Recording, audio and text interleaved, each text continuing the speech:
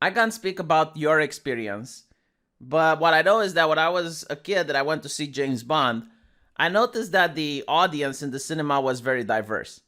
And I'm not talking just about the fact that there were women there, but I'm talking about the fact that there were different age groups as well.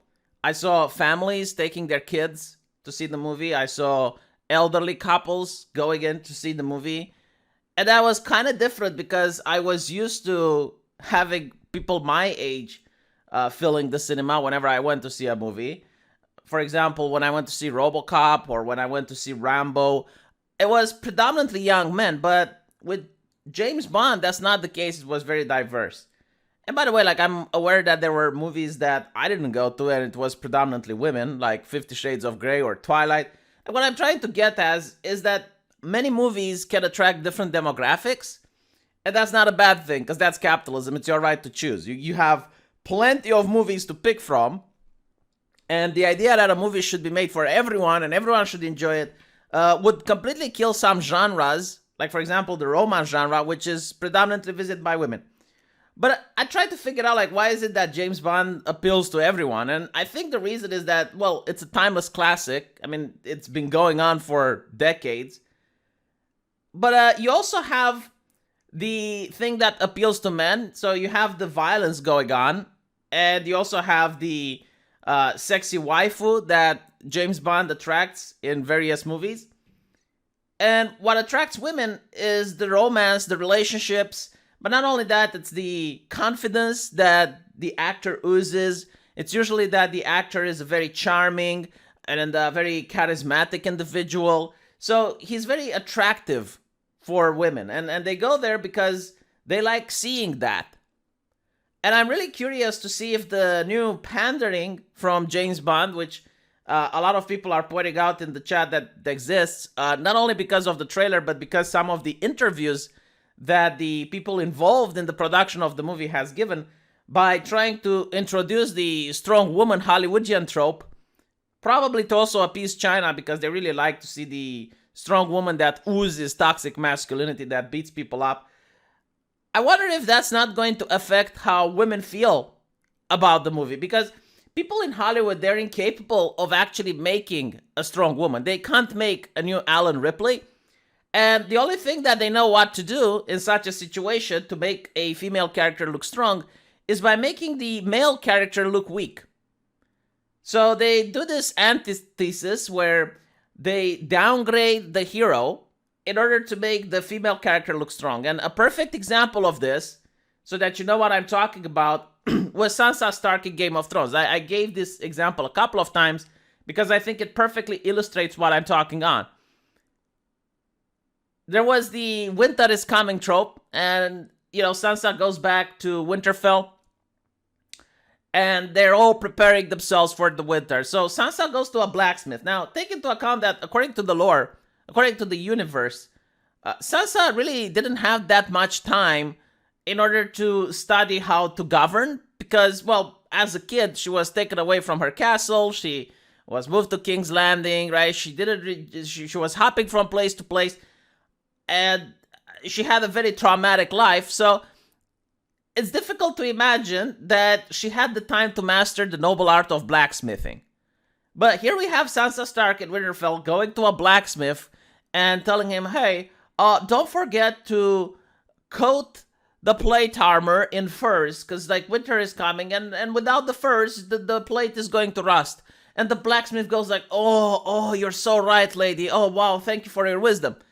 So you have this noble lady that shouldn't even know anything about blacksmithing, to be honest. I mean, even if she were to study the art of ruling, blacksmithing would probably be like the last thing you would learn after learning everything else about how to manage a kingdom. But yeah, she goes to this blacksmith who worked in the north, who was blacksmithing his entire life, and all of a sudden doesn't know what to do. And not to mention, like, her indication was also jaw-droppingly stupid because, well, if you put furs on plate, like, how are you going to oil the plate? How are you going to maintain the armor? Right? It doesn't make any sense. But what I'm trying to say is that they had to make the blacksmith into a legit moron in order to have Sansa shine. And that's probably what a lot of people think is going to happen with James Bond.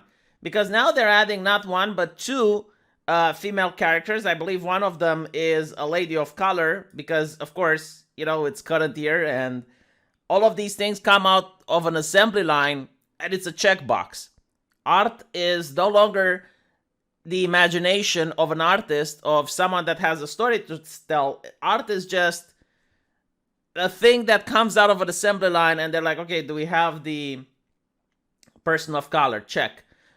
Do we have the LGBT representation? Whoa, no. We're making a movie, not a TV show. We're making a movie we're trying to sell to China. Okay, the LGBT representation is for video games and for TV shows. Please. Whew. That was a close call. So yeah, I mean, if you look at the comment section, that this is on IGN. So you would expect that this is where the most progressive people are posting. And they're saying, and the agenda continues.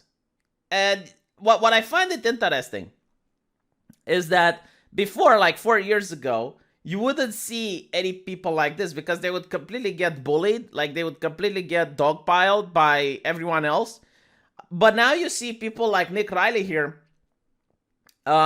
being the majority of individuals on the forum. Like the tide is definitely turning. And every time they post, they get people like this guy going like, oh, so blonde girls haven't existed before, as if he doesn't understand what we're talking about. We're not talking about that women didn't exist. We're talking about the fact that they're probably not very feminine. They're not going to resemble the personality of any woman you know in your life. And the thing that Hollywood knows on how to make a strong woman is by making her hyper masculine and very violent. That's pretty much how they know on what they understand by femininity. But look here. Both of them are way better than James, have zero flaws, and everyone that knows them will keep saying how awesome they are. And during fight scenes, they will send guys twice their size across the room with barely any effort. I hope I'm wrong, but I undoubtedly don't think I am. And people are like, it's funny because it's true. By watching this trailer, I'm 100% sure what you said is going to be spot on. For example, Bond asks, do you know how to fly this thing? Takes the back seat. She replies, nope, and proceeds flying it like a pro. This is going to be a woke fest and the worst performance Bond movie. I bet they're going to blame that on COVID. Bond beats up guys twice his size all the time, dude. Fighting is not about size anyway. Yes, it is, mate. Hence why they have weight divisions in pro fighting. Like, you can notice that the woke people are getting PTFO'd left and right. Like, the overwhelming majority of the people here are saying, like, the world is not woke enough.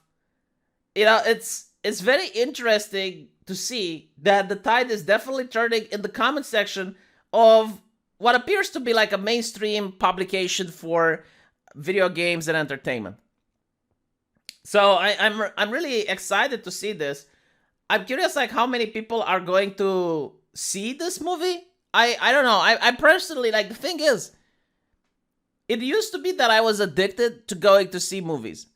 Because, I enjoyed watching it, and there was, like, this inertia that, like, a new Terminator movie is coming out. I have to see it. A new RoboCop movie is going out. I have to see it. At this point, that passion for movie is gone. It's burned out. I'm really not interested in James Bond. The only way I would go and see James Bond, I guess, if it's on television and I don't have to move my ass outside the house. And it's very sad what's happening. I agree. It's very upsetting because I used to like movies. But now it's not just that they're woke, but everything is a remake. Everything is a prequel. Everything is a sequel.